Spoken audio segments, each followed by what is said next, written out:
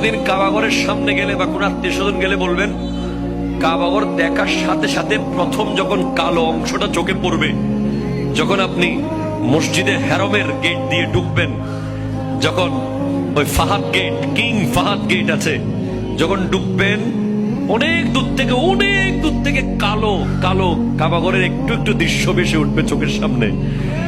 তখন দোয়াটা করবেন, কি দোয়া করবেন কয়টা? যখন কয়টা?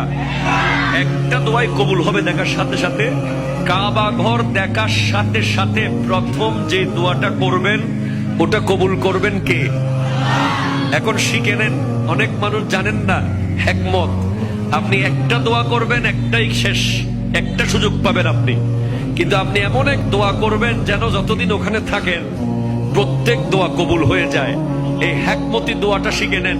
আপনি বলবেন, আল্লাহ আমি 10, 12, 15 যতদিন এখানে থাকবো, যতগুলো দোয়া করব সব কবুল করে নিয়েন।